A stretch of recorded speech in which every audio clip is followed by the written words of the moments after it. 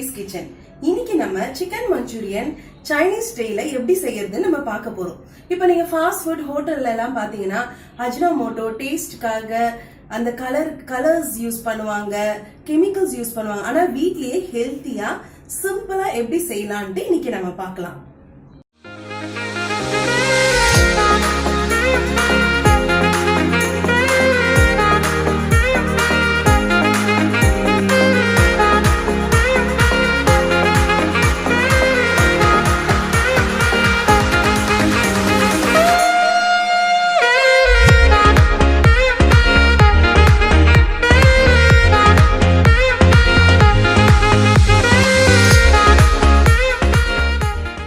Chinese style chicken manchurian செய்யறதுக்கு தேவையான பொருட்கள் என்னன்னு நம்ம இப்ப பாப்போம்.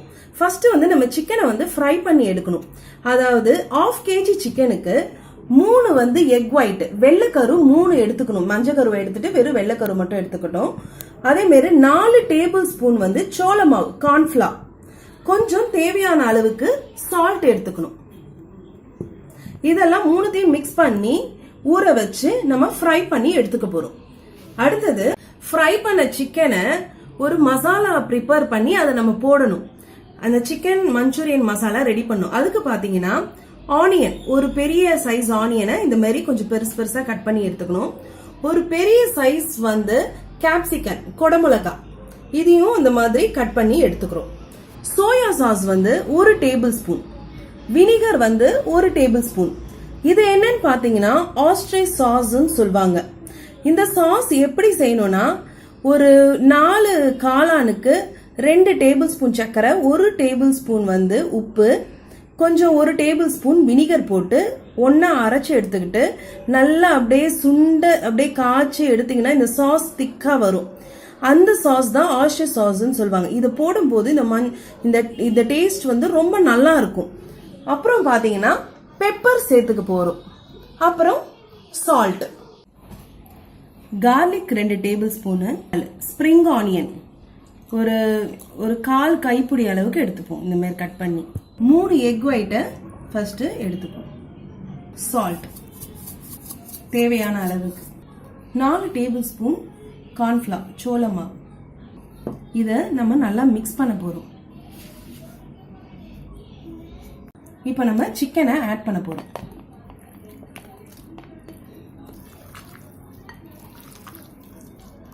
இப்ப நல்லா மிக்ஸ் பண்ணி வச்சாச்சு.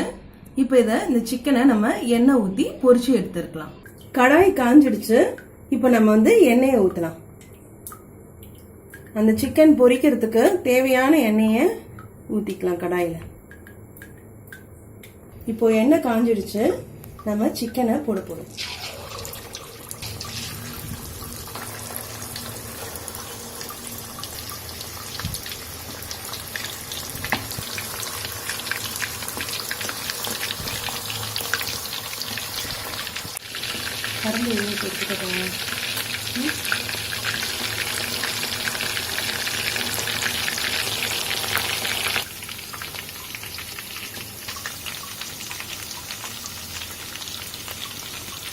நல்லா கொஞ்சம் லைட் கோல்டன் ப்ரௌனிஷ் ஆயிடுச்சு பாருங்க.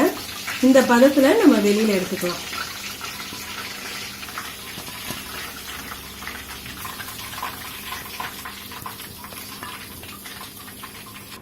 நம்ம எண்ணெய் சூடா இருக்கு.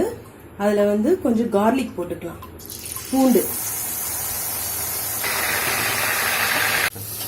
பூண்டு நல்லா வதங்கிடுச்சு. இப்போ நம்ம வெங்காயத்தை போட்டுக்கலாம். அடுத்தது கொடமிளகா,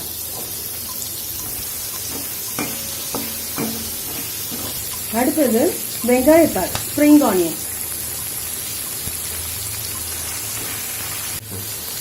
இது சைனீஸ் ஃபுட்ன்றனால இது பாதி வதங்கினா போதும், ரொம்ப வதங்க வேண்டாம்.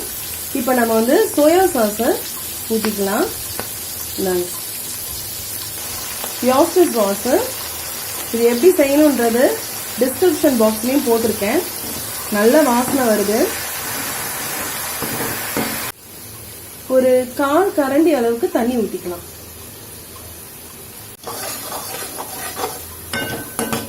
ஒரு 1/2 டீஸ்பூன் நம்ம வினிகர் ஊத்திக்க போறோம். இப்போ கொஞ்சம் ஒரு 1/2 டீஸ்பூன் வந்து பெப்பர் போட போறோம். ஓகேவா? சால்ட் வந்து கடைசியா டேஸ்ட் பண்ணிக்கலாம். இப்போ கொஞ்சம் தண்ணி எடுத்துக்கிட்டு அதுல வந்து 1 டேபிள் ஸ்பூன் அளவுக்கு கார்ன்ஃபிளவர் வந்து கரைச்சி அதுல ஊத்திக்க போறோம். இது நல்லா திட்டு திட்டா இல்லாம இந்த கார்ன்ஃபிளவரும் தண்ணியும் நல்லா கரைச்சிக்கிட்டு நம்ம இதுல ஊத்த போறோம்.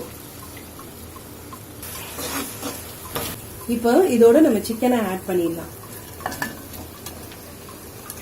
இதை நல்லா மிக்ஸ் பண்ணி விட்டுக்கணும், சிக்கனும் இந்த கிரேவியும். அப்பதான் ரொம்ப நல்லா இருக்கும்.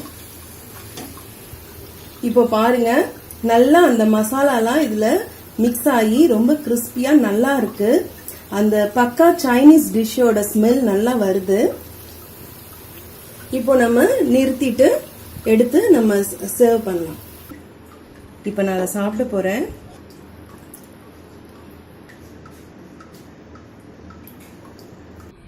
இன்னைக்கு நான் தான் சிக்கன் மஞ்சூரியன் டேஸ்ட் பண்ணி உங்களுக்கு சொல்ல போறேன்.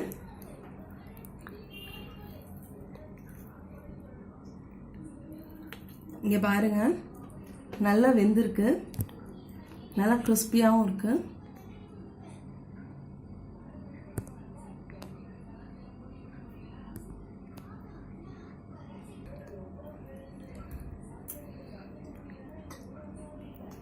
செம்ம டேஸ்டா இருக்கு,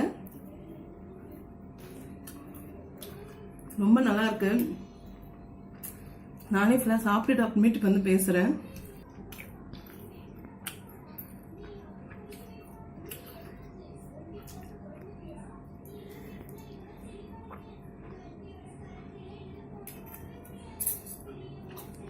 இந்த வீடியோ உங்களுக்கு பிடிச்சிருந்ததுன்னா லைக் பண்ணுங்க, ஷேர் பண்ணுங்க. என்னோட வீடியோ வந்து உங்களுக்கு தொடர்ந்து வர்றதுக்கு சப்ஸ்கிரைப் பண்ணுங்க. பக்கத்துல இருக்க பெல் ஐகானையும் கிளிக் பண்ணுங்க.